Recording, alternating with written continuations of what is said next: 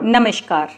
ज्योतिष और उपाय के इस कार्यक्रम में जिसके में कल से हम वास्तु के बारे में बातें कर रहे हैं कि किस तरह से कुंडली देख के वास्तु के बारे में बताया जाता है, किस तरह से चेहरा देख के घर का वास्तु बताया जाता है, किस तरह से चेहरा देख के कौन से घर का कोना कैसे खराब है ये बताया जाता है, कौन सी चीज़ आपके घर की कहाँ रख दी गई है ये बताया जाता है, यहाँ तक कि आपके घर में जूते चप्पल किस जगह में रखे जाते हैं ये भी चेहरा देख के बताया जा सकता है।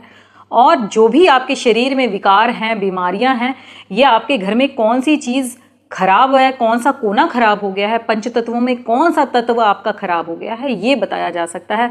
तो ये बड़ा अद्भुत सा टॉपिक है जो हमने कल से चलाया है। मेरे कुछ स्टूडेंट्स के लिए हैं जो वास्तु और जो है मुझसे यूट्यूब के द्वारा जुड़े हुए हैं, वो जानना चाहते हैं, तो ये उनके लिए भी है, वो बड़े ध्यान से इस टॉपिक को सुने, और लोगों के लिए भी है, उनके लिए भी बड़ा दिलचस्प टॉपिक है ये। तो आज भी हम उसी के बारे में बात करेंगे, साथ में ही कुछ छोटे छोटे उपाय वास्तु से जुड़े हुए, कुछ कर्ज मुक्ति के उपाय, ये छोटे छोटे उपाय जो हैं ये भी बताए जाएंगे जिससे आपको बड़े बड़े हल मिलेंगे।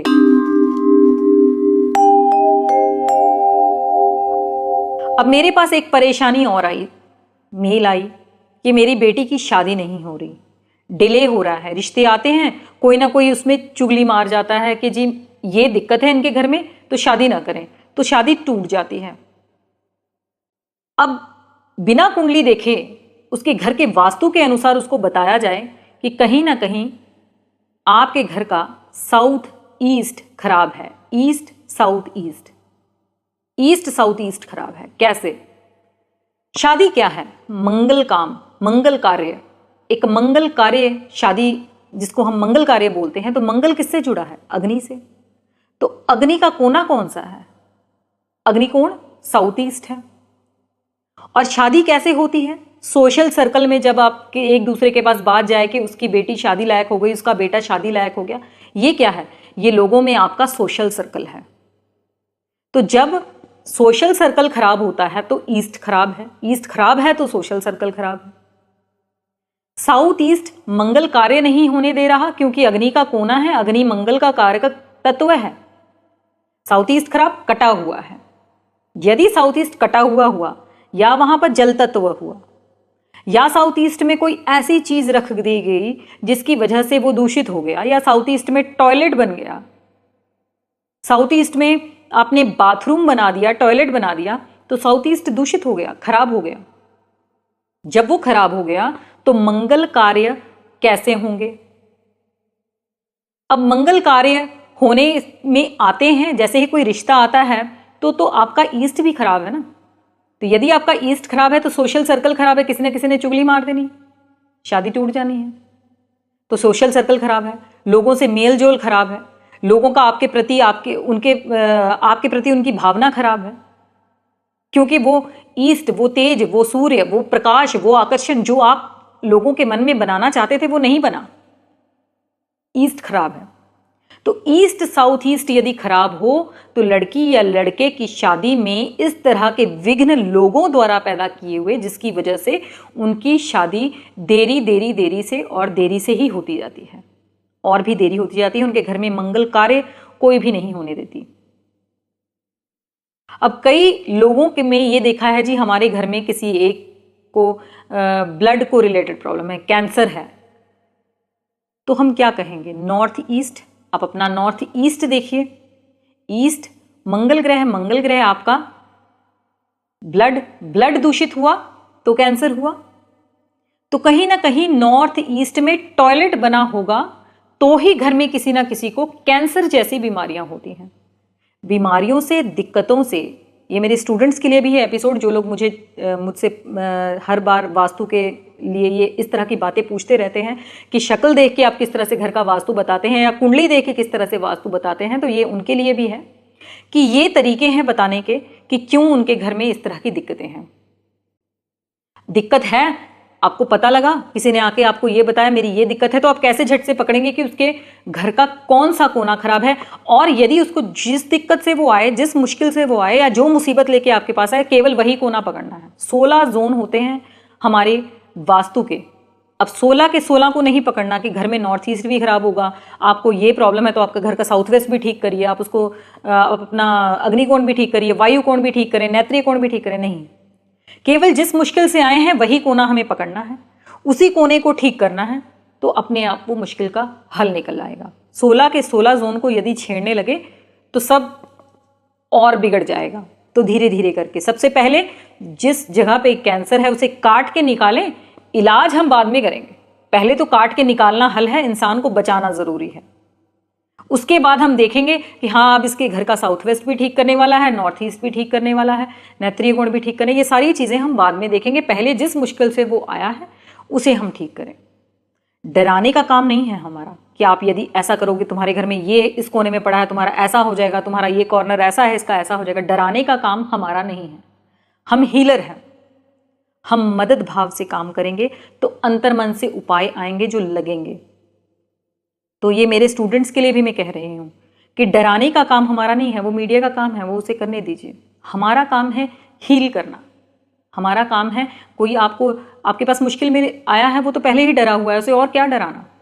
तो उसको हमने हील करना है, ठीक करना है, दिल से ठीक करना है। दिल से मदद वाली भावना आएगी तो उपाय अपने आप लगेंगे, उपाय अंतर मन से निकलेंगे और इंसान को ठीक होना ही होगा और हमें उसकी कीर्ति मिलनी ही होगी। तो ये था वास्तु कुंडली का कैसा संबंध हो सकता है, कुंडली देख के वास्तु घर का कैसे बताया जा सकता है, या बीमारी सुन के या मुश्किल सुन के घर का वास्तु कैसे बताया जा सकता है। कुंडली ठीक करने से भी वास्तु ठीक होता है घर का, और वास्तु ठीक करने से भी कुंडली ठीक होती है। ये नेचर है, ये कुदरत है, ये वो 5 तत्व हैं जिसमें से एक भी इम्बैलेंस हो गया तो जिंदगी इम्बैलेंस हो जाती है। वास्तु उतना ही आवश्यक है जितना कि आज की डेट में जन्म कुंडलियां दिखाना। आजकल लोग क्या करते हैं, जन्म कुंडलियां दिखाते हैं, उनके उपाय करते रहते हैं, करते रहते हैं, करते रहते हैं, कोई फल नहीं मिलता, क्योंकि ध्यान ही नहीं देते कि उनके घर में वास्तु में कहां गड़बड़ है। अब उस वास्तु की गड़बड़ की वजह से वो हार के बैठ जाते हैं कि अब तो जिंदगी में कुछ नहीं होना। पर यदि वो ठीक कर दिया जाए तो सब ठीक हो जाएगा, कुंडली भी अपने आप ठीक हो जाएगी, जिंदगी भी अपने आप ठीक हो जाएगी। कुदरत है, कुदरत को समझने की जरूरत है, उन 5 तत्वों को समझने की जरूरत है। जहां उन्हें बैलेंस कर लिया, आपकी जिंदगी अपने आप बैलेंस हो जाएगी। तो बारी है आज के वास्तु उपाय की। आज के वास्तु उपाय में आपको बताऊं कि साउथ वेस्ट में थोड़ी सी कच्ची जगह जरूर रखिए। अमूमन आपने ज्योतिषियों और वास्तुकार से ये सुना होगा कि नॉर्थ में कच्ची जगह होनी चाहिए, लक्ष्मी जी की जगह है तो यहाँ पर जरूर होनी, शुक्र की जगह है तो यहाँ कच्ची जगह होनी चाहिए, बिल्कुल होनी चाहिए। पर यदि आप साउथ वेस्ट में भी थोड़ी सी कच्ची जगह रखें तो ये शनि और शुक्र का वो मेल होगा जिससे उच्च के केतु का जन्म होगा, जिससे आपकी संतान बहुत ही बुद्धि वाली होगी और घर में सभी की बुद्धि जो है वो बिल्कुल ठीक रहेगी और खुश रहेंगे और सेहत सभी की ठीक रहेगी। तो ये एक बड़ा अजीब सा और अद्भुत सा उपाय है जो अमूमन आपने किताबों में नहीं पढ़ा होगा या किसी वास्तुकार से नहीं सुना होगा, पर करके देखिए, बड़ा ही चमत्कारी उपाय है। इसके साथ ही दूसरा वास्तु उपाय कि आप अपने घर के नॉर्थ साइड पे कपड़े धोने का सूत्र ना रखें। आज ही चेक करें कहीं आप जो कपड़े धो रहे हैं नॉर्थ की तरफ तो नहीं रख रहे, नॉर्थ की तरफ तो नहीं है। नहाने का पानी नॉर्थ की तरफ, यानी कि किसी भी तरह के कपड़े धोने का, नहाने का गंदा पानी नॉर्थ की तरफ तो नहीं जा रहा, या वहाँ से पाइप तो नहीं डली हुई। यदि ऐसा है तो आपका पैसा नहीं टिकेगा, घर में स्त्री की सेहत नहीं टिकेगी, घर में किसी भी लड़की की जो है संस्कार खराब हो सकते हैं। तो ध्यान रखना होगा आपको, सेहत ड्रेन ऑफ होती रहेगी, स्त्री की खास करके ड्रेन ऑफ, डिस्पोज होती रहेगी, खराब होती रहेगी यदि नॉर्थ में आपके गंदे पानी जाने का सूत्र हुआ। इसके अलावा नॉर्थ की तरफ सीढ़ियाँ, जो नॉर्थ से सीढ़ियाँ चढ़ती हैं वो ना हो। यदि नॉर्थ की ओर से यदि सीढ़ियाँ चढ़ी तो आपको सहारे की ज़रूरत पड़ेगी। ज़िंदगी भर आप कोई ना कोई सहारा ढूंढते रहेंगे, कोई मदद कर दे, कोई मदद कर दे, ऐसा ही कुछ चलता रहेगा। तो इस वजह से नॉर्थ से सीढ़ियाँ ना चढ़ती हों। अब ये जानने की ज़रूरत है कर्ज मुक्ति के उपाय। मैंने बताया था जैसे आपको कि आपको आज एक कर्ज मुक्ति का भी बड़ा ही सटीक उपाय बताऊंगी जिसको करने से कर्ज मुक्ति हो जाती है। बहुत से लोगों ने करके देखा है और कर्ज से मुक्ति पाई है, आप भी करके देखिए। इसमें आपको करना क्या है, 43 स्टील की कटोरियाँ लेनी हैं। रोज़ एक कटोरी लेनी है आपने, उसमें आपने एक अनार को तोड़ लेना है। अनार के जो छिलका है उसे अलग कर लेना है, उसके दानों को अलग कर लेना है। उस छिलके के आपने 84 टुकड़े करने हैं। छिलके के, अनार के छिलके के 84 टुकड़े करने हैं, उस कटोरी में डाल लेना है। उसके ऊपर दूध डाल लेना है उस कटोरी में। इस कटोरी को आपने अपने सिरहाने रख के सोना है। सुबह नहा धोकर आपने वो कटोरी उठानी है और जिस किसी मंदिर में पीपल लगा हो उसे वहां जाके डालाना है। और साथ में ही हो सके तो कभी शनिवार वाले दिन उड़द का या तेल का दान करते रहिए। ये क्या है, ये मंगल का, शनि का और बृहस्पति का मेल है। जब ये मेल होगा तो कर्जा अपने आप उतरेगा। तो ये बड़ा ही सटीक उपाय है, करके देखें। अब ये मुमकिन नहीं हो पाता कि सारे कॉलर्स के बारे में इस एपिसोड में बताया जाए। सबकी मुश्किलें जो मेरे पास आते हैं उनके बारे में भी यहाँ पर बैठ के बताया जाए, क्योंकि किसी एक या दो की मुश्किलों के बारे ही यहाँ डिस्कस किया जा सकता है। तो आप अगर अपनी जन्म कुंडली खुद दिखा के या अपने घर का वास्तु को समझ के आइए। यदि आप अपने घर के वास्तु को भी मेरे द्वारा ठीक करना चाहते हैं तो आप अपने घर को अच्छी तरह से ध्यान से देख के आएंगे।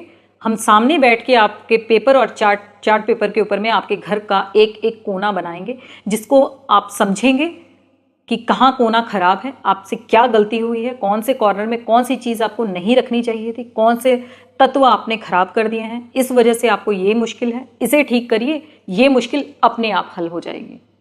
तो आज तक के लिए इतना ही। कल इसी समय बने रहिएगा फिर से। नमस्कार।